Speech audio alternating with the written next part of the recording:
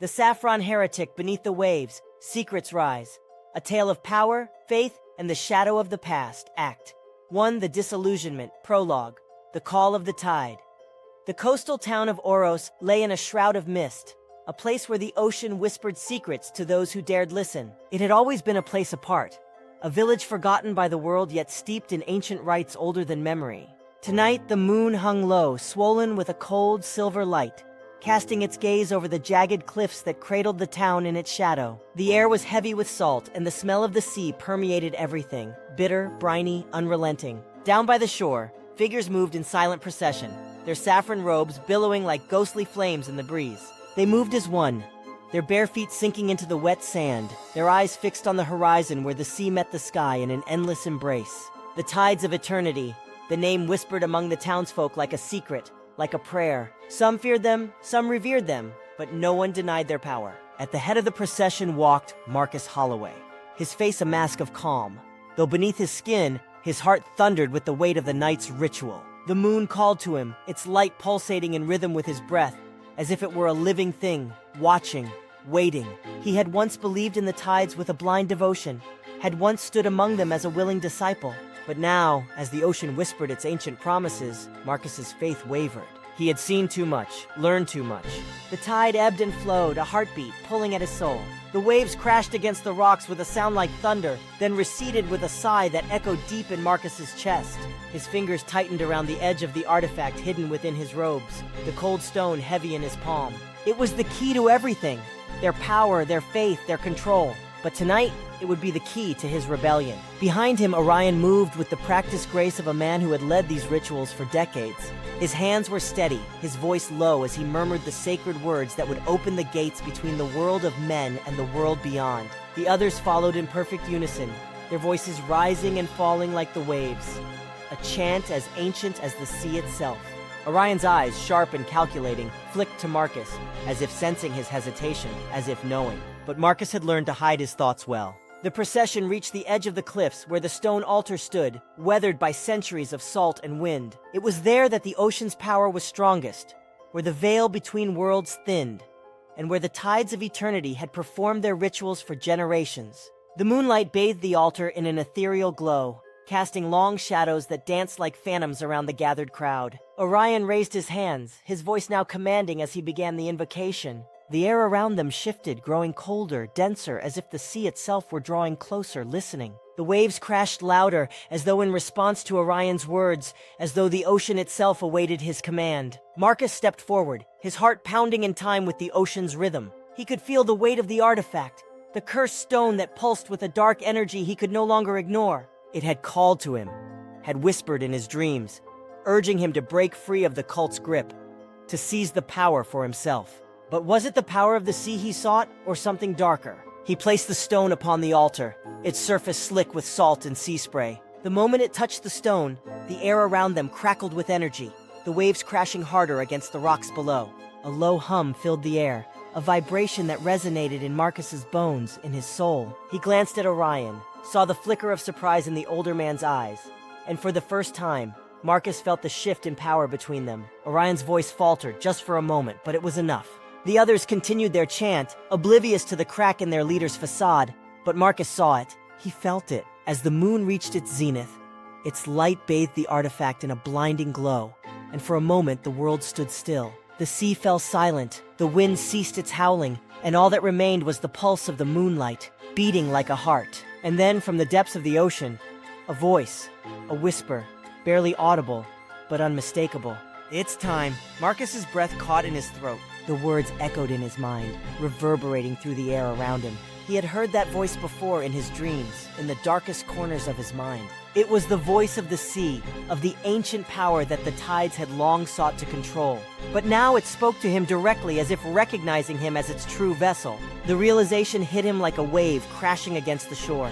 This was his moment. The power was his for the taking, but power came with a price. As the voice faded, the sea roared back to life, the waves rising higher, crashing with a fury that sent sprays of salt water into the air. The chant around him grew louder, more frantic, as if the others could sense the change in the tide.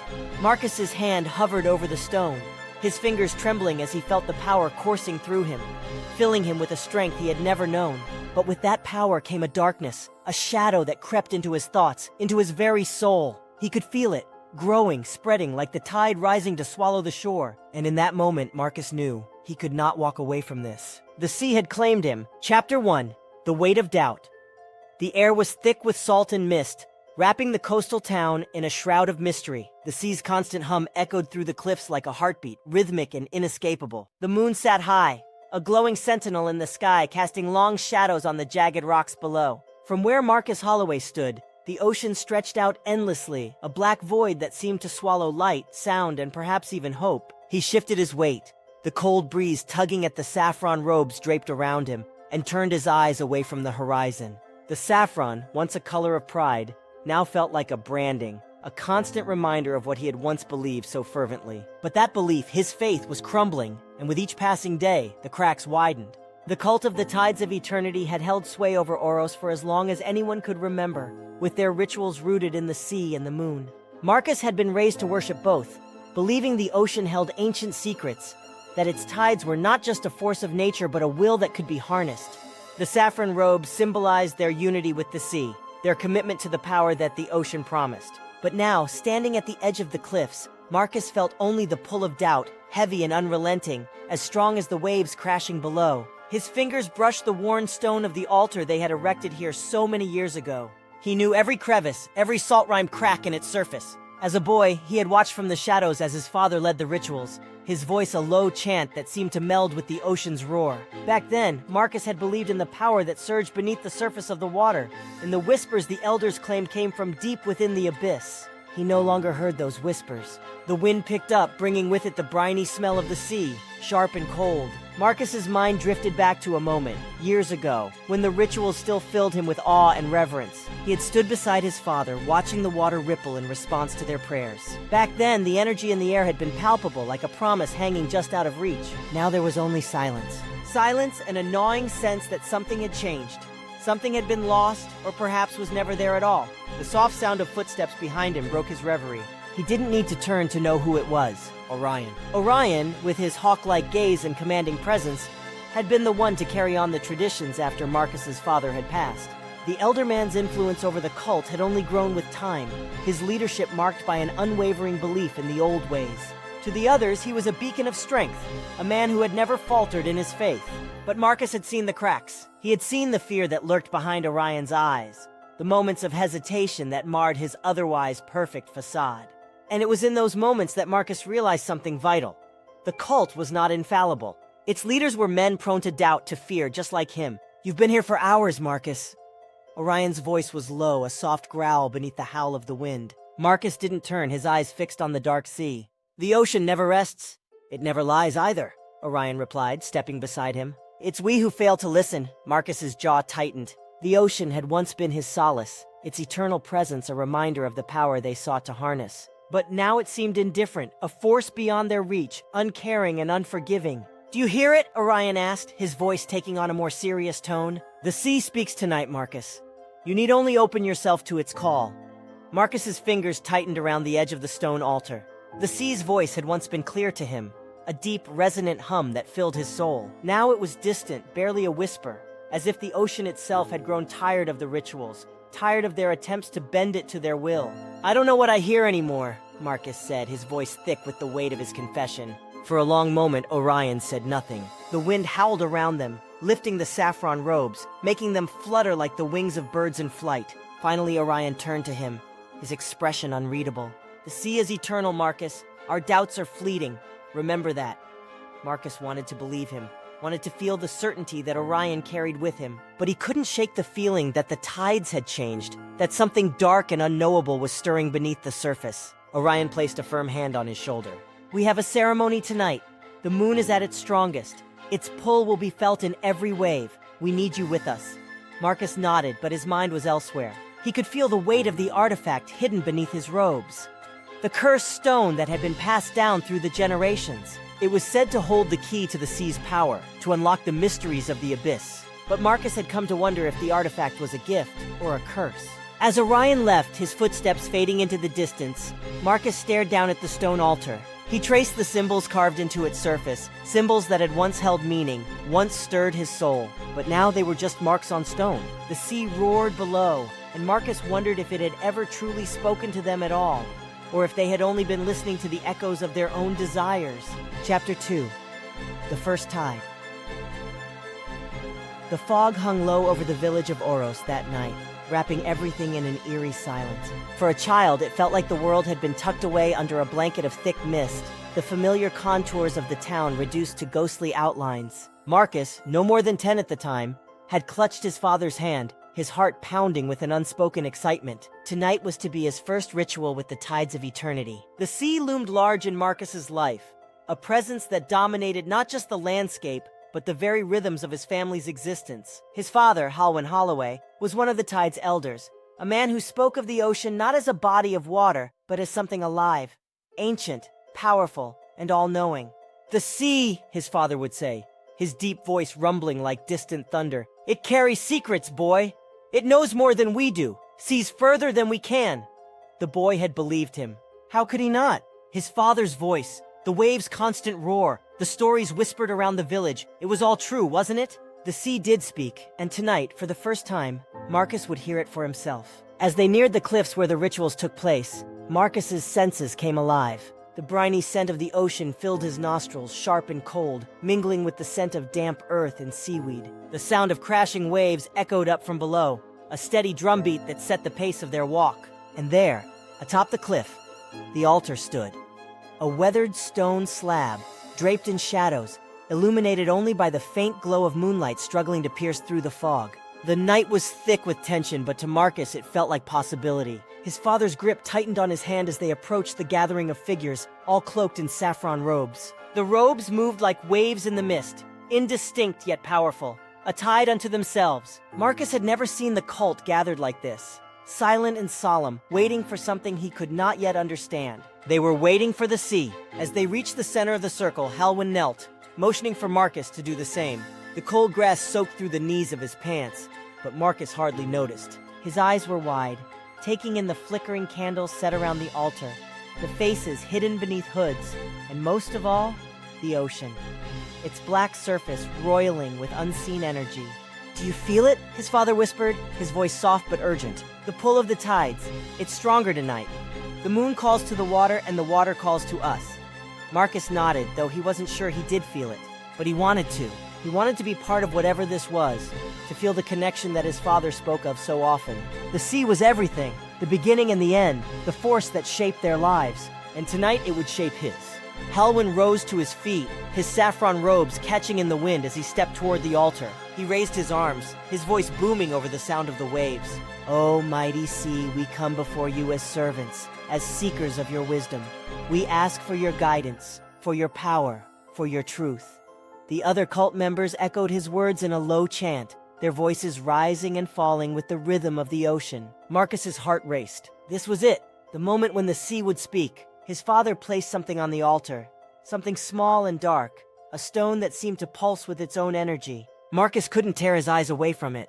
There was something about the stone, something that made his skin crawl and his chest tighten. It was as if the stone was alive, as if it was watching him. The chant grew louder, more insistent, and Marcus felt a strange pressure in the air as though the very atmosphere had thickened around him. The waves crashed harder against the cliffs, the wind picked up, and the sea seemed to rise, its black water swelling with a force that felt unnatural, wrong. Suddenly, a wave crashed against the rocks below with a deafening roar, and for a moment the ground beneath them trembled. Marcus gasped, his small body trembling, but no one else seemed alarmed. The cult members continued their chant, their eyes fixed on the stone, their voices a hypnotic drone that filled the air like a swarm of locusts. And then it happened. The stone on the altar began to glow, faint at first, a sickly green light that pulsed in time with the waves. Marcus's breath caught in his throat. He had never seen anything like it. The light grew brighter, stronger, until it bathed the entire altar in its eerie glow. "The sea has answered," Halwyn whispered, his eyes wide with awe. "It has spoken," but Marcus wasn't sure. The glow from the stone felt wrong, unnatural. It wasn't the sea that spoke. It was something else, something darker, something that twisted his stomach into knots. The chant reached a fever pitch, the voices of the cult rising to a crescendo as the stone pulsed with light. Marcus's chest tightened, his breath coming in short gasps. He looked around, hoping someone would see his fear, would stop what was happening, but no one did. They were all lost in their devotion, blind to the terror that had gripped him. The stone's light flickered, then flared one last time before fading to nothing, leaving the altar dark and silent. The ritual was over, the sea's power harnessed, but Marcus felt no relief. Instead, he felt a cold dread settle over him, a weight that would not lift. As they made their way back to the village, his father's hand resting on his shoulder, Marcus couldn't shake the feeling that something had gone terribly wrong. The sea had spoken, yes, but it had whispered something only he could hear. And its message was not one of peace. It was a warning. Chapter 3. The divergence of saffron and yellow, the wind that swept across the jagged cliffs of Oros, was colder tonight. It carried the scent of salt and the sharp sting of incoming rain. An omen, Marcus thought, as he stood alone, bathed in the eerie glow of the full moon. His yellow robes snapped in the wind, stark and defiant against the backdrop of the traditional saffron that marked the followers of the tides of eternity. He had made his choice. He was no longer part of them, though the threads of the past still clung to him like wet seaweed tangled around his legs. The cliffs were silent tonight, save for the occasional distant roar of the ocean crashing against rocks far below. Marcus's breath was steady, yet each inhale seemed to pull the weight of his impending action deeper into his chest. His first solo ritual, his first true step away from the cult and into the unknown. He had chosen the yellow deliberately. Bold, rebellious, a color of transformation. It was not the vibrant gold of the sun, but the muted yellow of old parchment, brittle and worn. To Marcus, it represented the death of old beliefs, the fading of a once bright faith into something fragile, ready to crumble. The stone altar loomed ahead, its surface slick with years of salt and sacrifice. Its rough edges caught the moonlight, casting long shadows that danced on the rock beneath his feet. His fingers grazed the surface, feeling the familiar chill of the stone.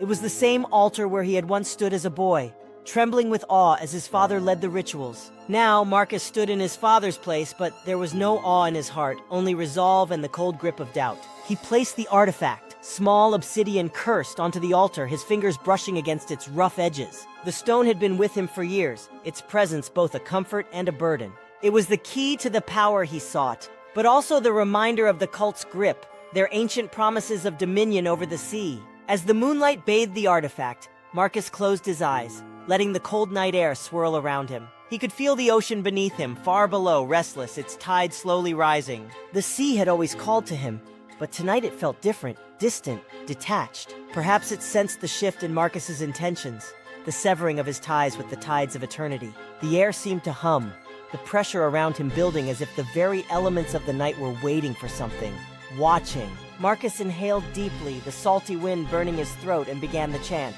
But it wasn't the chant of the tides. His voice carried none of the ancient cadence, none of the familiar rhythms that had been drilled into him since childhood. Instead, his words were rough, raw, born from a language of his own making. They echoed off the cliffs dissonant, as if the wind itself recoiled from them. The sea responded. It surged against the rocks with an intensity that sent shudders through the earth beneath his feet. A wave crashed violently below, sending sprays of salt water high into the air, though Marcus did not flinch. He could feel it now, the power beneath the surface, deep within the ocean's abyss. The ancient, unknowable force that the tides had worshipped for centuries, but had never truly controlled. He had seen through the lies. The rituals, the chants, they were hollow. The power did not belong to the tides. It had never belonged to anyone. The ocean, wild and infinite, could not be tamed by robes or words. And tonight, Marcus sought to prove it. He lifted his hands, palms up, his fingers trembling as the energy around him thickened. The wind howled louder, the waves below rising higher and higher, as if drawn to him by some invisible force. The artifact on the altar pulsed once, a faint, sickly green light that sent a chill through Marcus's body. But he did not stop. He would not stop. Not now. The moonlight grew brighter, its silvery beams casting long shadows across the cliffside. The light wrapped around Marcus, cold and sharp, as if testing his resolve. He could feel the pull, the tension building in the air, as if the very fabric of reality was stretching, ready to snap. For a moment, time seemed to slow. The waves paused mid-crash, the wind froze in its howl, and all that remained was the silence, the heavy, oppressive silence that Marcus had come to dread. And then the sea spoke. It was not a voice in the traditional sense, but a deep, resonant vibration that filled Marcus's bones, reverberating through his skull like the tolling of a great bell. The sound was both terrifying and exhilarating, a reminder of the ocean's immense power and of Marcus's insignificance before it. But he was no longer afraid. His hands lowered slowly, his chest rising and falling with labored breaths. The ritual had been completed, though Marcus wasn't sure if he had succeeded or failed. He felt drained, as if the very act of separating himself from the tides had siphoned away a piece of his soul. The wind calmed, the waves retreated, and the moon, once fierce and glaring, now seemed softer, more distant. The artifact on the altar no longer glowed, its surface dull and lifeless, as though whatever force it had contained had been spent. Marcus stared at it, his mind swirling with conflicting emotions. He had broken away from the tides. He had performed the ritual in his own way, on his own terms. But what had he gained? The power he had sought? The control over the sea? Was it truly his? He wasn't sure. But he knew one thing. There was no going back. The yellow robes clung to him like a second skin, their fabric heavy with moisture from the sea air. They no longer felt like a rebellion. They felt like a sentence. As Marcus turned away from the altar, his eyes drifted to the horizon. The sea was calm now, its surface a vast, empty void beneath the moonlight. But somewhere in its depths he knew the power remained, waiting. And so was he.